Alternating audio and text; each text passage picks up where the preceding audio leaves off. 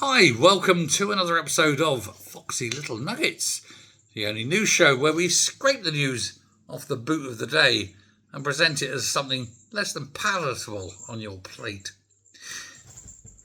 First up, defence. Now, Keir Starmer has, of course, consistently insisted that he's not lost authority, which is exactly the sort of things people say when they lose authority. I've got my dog sitting here. I'm sorry, I'm going to have to do this. I'd love to do it otherwise, but otherwise I'm not going to get any moment's peace. Here he is.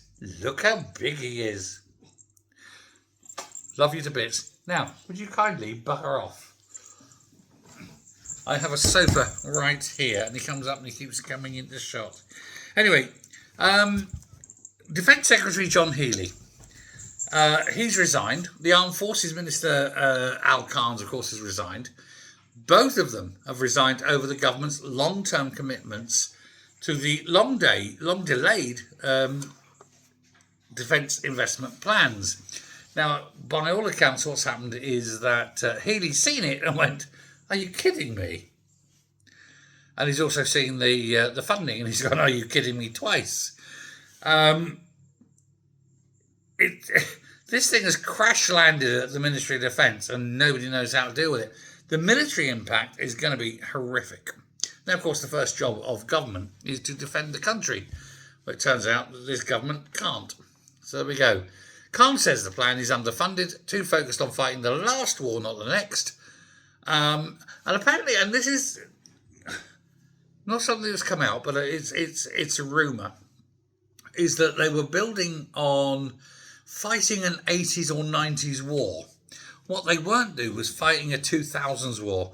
There was no provision for, say, drones or drone takedown. America have invested, tens of billions of pounds in a new laser system that basically, it's the arse end of the Star Wars project, but it basically takes down drones.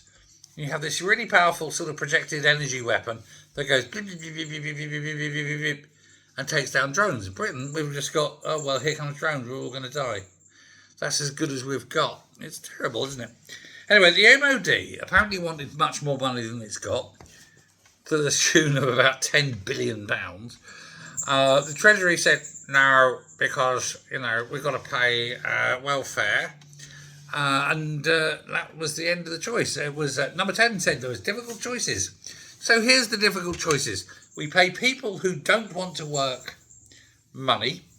They're capable of work. Not everyone, I know. And I'm not getting into the religious point of this. There are many people who need help. Guaranteed, they can have it. But there's many people who are just lazy. And apparently they are more important than the defence of the realm. My view would be pick up these lazy people and put them in the bloody military. But there we go, that's me. But apparently net zero, rail nationalisation, all these things are more important than defence of the realm. Student loans, more important than the defence of the realm. The NHS, well, it possibly is. Okay, I'll give you that one. Public sector pay rises, are they more important than the defence of the realm? I think not. But of course, that's the problem they've got. And nobody knows how to square the circle. Which brings us, of course, to the second story, which is the Labour Civil War. I don't know if you can hear this either. Dog's chewing on a bone. We're going to talk about, and this is where it gets really funny, I think. And if by funny you mean watching a government eat itself, I don't know. Andy Burnham is circling around number 10. He knows he's going to win Makerfield. And if he wins Makerfield, he knows he's going to be Prime Minister. However, he keeps changing his mind as often as an ATC, an air traffic controller, in the middle of the Gulf War, apparently. At one moment he sounds, I'm going to pay the waspy women. Then it's, oh my God, I can't afford to pay the waspy women. It's another U-turn on top of everything else. But he's got problems with student loans, water nationalisation, land taxes, wealth taxes, business rates, public ownership, the usual set of Labour government auctions, What can we do to screw people over? Problem for Burnham, and it really is a major problem for Burnham, and one can't help but notice, is that he's a drowning man looking for a plank of wood.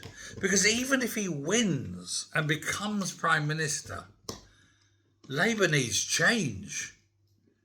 But the backbenchers won't let him. And for that, he's screwed. He sounds, the defence needs billions and he doesn't know where to get billions. Debt interest is 100 billion a month. He doesn't know where to get that. 100 billion a year, sorry. He doesn't know where to get that. Taxes are already through the roof. He can't tax anymore or people just stop working.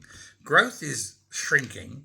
Public services are standing around like, East European taxi drivers outside a nightclub.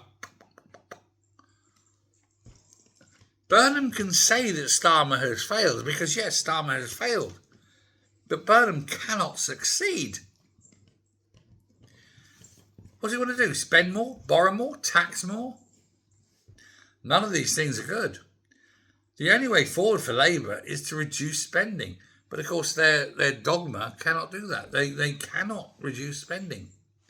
Starmer's ready for a fight. Burnham says he's ready. The votes say, is there a third option?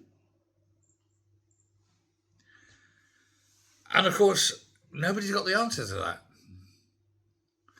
But that's how it goes. Then, of course, we go to the third big story of the night, which is the internet. And the internet and, quote, / Belfast.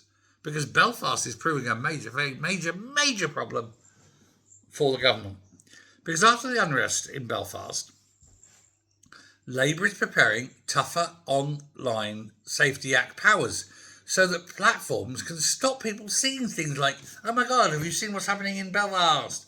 Because it's difficult for them. Times of crisis is the line they're using, but define a crisis and define the timeline. Something's happened we don't want the people to know because it would really anger them. Is that really a crisis? When governments say crisis, they often mean a moment when people are seeing a government fail. And that's it. The pattern's emerging. Failure to control the borders. Failure to control the streets. Failure to control spending. Failure around everything. And having failed, you announce control of conversation. You don't want people knowing the truth. You don't want them seeing your useless government. So you bring in controls. Oh, they mustn't see it. Fascism.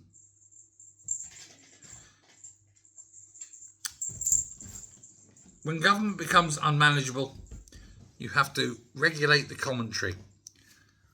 Very Stalinist, isn't it? Ho ho. There is, however, an and finally tonight. We do like an and finally. The and finally is that little bit of good news. Shut up. Shut your face. Excuse me. I'm going to beat my dog. Let me just put that in your mouth. There we go. Bit of hide bone shoved in.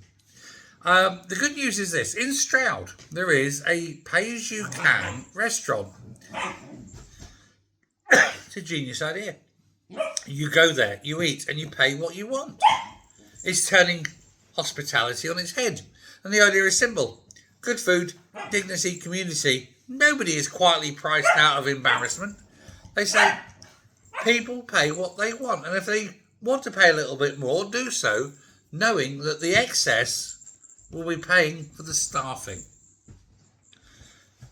It's communist restaurant, but in a capitalist world. It's genuinely lovely. Strangers sit together. Volunteers feed you. Nobody expects to be paid, but if they are paid, they accept it nicely. And what they say is effectively, the food is free if you need to eat free. But if you don't need to eat free, please pay to help those who can't afford to eat. I actually think that's a really good idea, and I think the principle is sound. There's no slogans, no committee, no jargon, there's no left wing, no right wing, it's just this. It's a community restaurant. If you are able to pay a little bit more, please do so that those who can't quite afford to pay a little bit more can at least eat. Can you imagine that? People feeding people. And no politicians involved. Well done. Let me know your thoughts. We're done for the night. I'm off to watch some football. I'll speak to you tomorrow. You wonderful, wonderful people. Hit subscribe. Bye.